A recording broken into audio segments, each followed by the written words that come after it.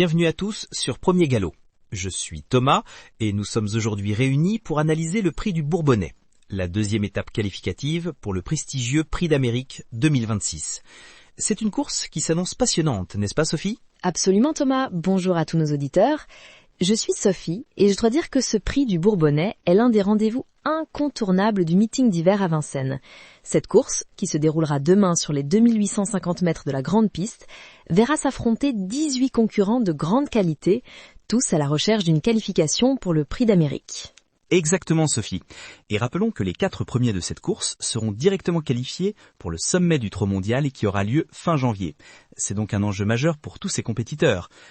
Avant d'entrer dans les détails, peux-tu rappeler à nos auditeurs ce qu'est le prix du Bourbonnais ? Bien sûr Thomas. Le prix du Bourbonnais est une course de groupe 2 internationale réservée aux chevaux de 4 à 10 ans, hongres exclus, ayant gagné au moins 130 000 €. C'est la deuxième des 6 courses qualificatives pour le Prix d'Amérique, après le Prix de Bretagne qui s'est déroulé il y a 3 semaines. On l'appelle aussi la Q2 dans le jargon des Americ Race. Parfait Sophie. Et si nous parlions maintenant des favoris de cette édition 2025 ? Je crois que tu as quelques noms qui sortent du lot. Effectivement Thomas. En tête de liste, impossible de ne pas mentionner Jabalpur, le numéro 6, qui a véritablement franchi un cap cette saison. Ce fils de Booster Winner a remporté 2 épreuves de groupe 1 dans le prestigieux Prix René Ballière en juin dernier.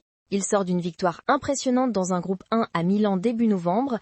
Bien que plus à l'aise sur courte distance, il possède également de sérieuses références sur des parcours de longue haleine. Je partage ton avis sur Jabalpur. C'est un cheval extrêmement talentueux, peut-être même le plus rapide actuellement à Vincennes. Mais j'ajouterai aussi Keep Going, le numéro 7, qui fait partie des meilleurs éléments de sa génération. Parti favori du Critérium des 5 ans, après 2 victoires dans les préparatoires, il a été malchanceux dans le Prix de Bretagne. Son entraîneur Mathieu Mautier le présente sans ses chaussures pour cette course, ce qui est généralement signe d'ambition. Tu as raison Thomas. Keep Going mérite une attention particulière. Et n'oublions pas Hokkaido JL, le numéro 14. Ce deuxième du Prix d'Amérique 2024 avait terminé il y a 1 an 4e du Prix de Bretagne et 3e du Prix du Bourbonnais, avant de connaître quelques ennuis de santé. Ces 2 dernières sorties sont encourageantes, et il sera présenté déféré des 4 pieds, ce qui le rend particulièrement redoutable. Ces 3 chevaux constituent donc notre trio de favoris pour cette course. Mais il y a aussi des outsiders intéressants qui pourraient créer la surprise, non ? Tout à fait, et je pense notamment à Borups Victory, le numéro 18. Ce trotteur suédois de haut niveau a brillé lors de son retour à Vincennes en terminant 3e du Prix de Bretagne. Il sera également présenté pieds nus demain, ce qui montre les ambitions de son entourage. C'est clairement une chance évidente pour cette course. Et que penses-tu de Crack Time Atou, le numéro 10 ? Ce fils de FaceTime Bourbon a tout de même remporté 3 groupes 1 dans les critériums des 3 et 5 ans. Disqualifié dans le Prix de Bretagne suite à un incident de course, il pourrait bien se racheter demain. Je le place effectivement parmi les outsiders sérieux, tout comme Justin Bold, le numéro 8, qui n'a pas eu beaucoup de chance dans le Prix de Bretagne. Ce fils de Bold Eagle a démontré l'hiver dernier qu'il pouvait rivaliser avec les meilleurs, obtenant plusieurs accessites dans les courses qualificatives. Il a absolument besoin de terminer dans les 4 premiers pour espérer être au départ du Prix d'Amérique, ce qui pourrait décupler sa motivation. N'oublions pas non plus Iso Arvedake, le numéro 16, vainqueur du Prix de Belgique 2024, qui a connu une longue absence entre juin 2024 et mars 2025. Disqualifié dans le récent Prix de Bretagne, il mérite d'être racheté, notamment au vu de sa bonne 3e place fin octobre dans le Prix des Cévennes. Et si nous parlions maintenant des gros outsiders, des chevaux qu'on n'attend pas forcément aux avant-postes mais qui pourraient créer la surprise ? Bien sûr, je pense notamment à Just Love You, le numéro 13, 2e du dernier Prix d'Amérique. Certes, elle a déçu dans le Prix de Bretagne avec une 9e place, mais elle vaut beaucoup mieux que ça.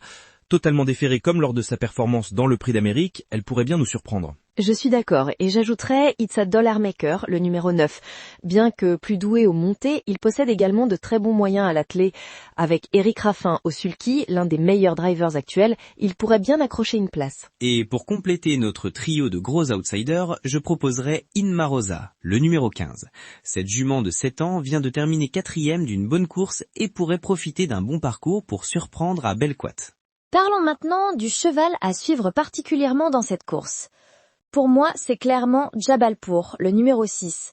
Non seulement il est en pleine forme, mais c'est aussi le trotteur le plus rapide de Vincennes.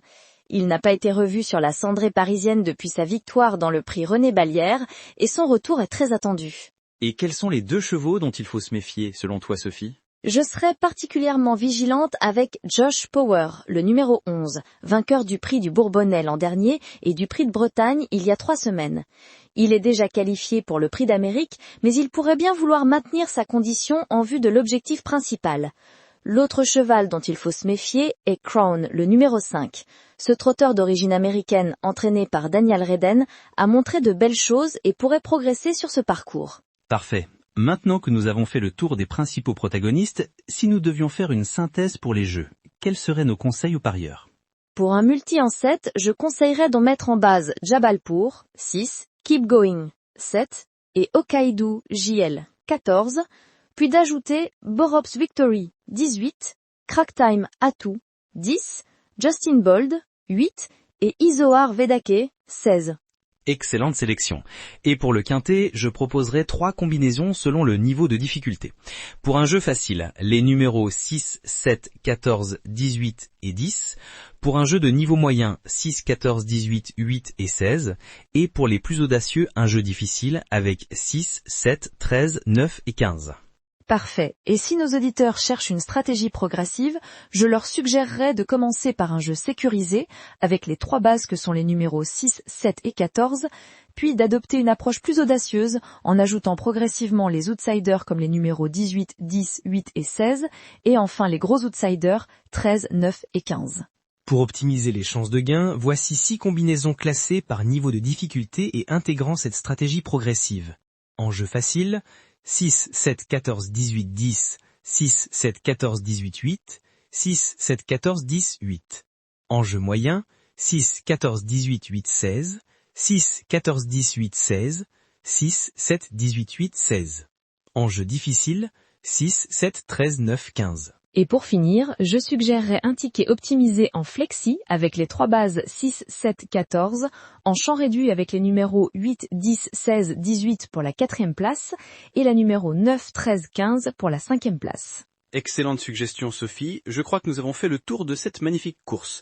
Une dernière chose à ajouter avant de nous quitter ? Simplement rappeler à nos auditeurs que le prix du Bourbonnais reste une course préparatoire et que certains chevaux ne seront peut-être pas à 100% de leurs moyens, l'objectif principal restant le prix d'Amérique fin janvier. Il faut donc rester vigilant et ne pas hésiter à ajuster ses jeux en fonction des dernières informations. Merci beaucoup Sophie pour cette analyse complète et ces précieux conseils. Et merci à tous nos auditeurs d'avoir suivi cette émission d'analyse hippique Premier Galop. Rendez-vous demain pour vivre cette magnifique course et pour notre débrief juste après l'arrivée. Bon week-end à tous et bon jeu. Merci à vous tous et à bientôt sur Premier Galop.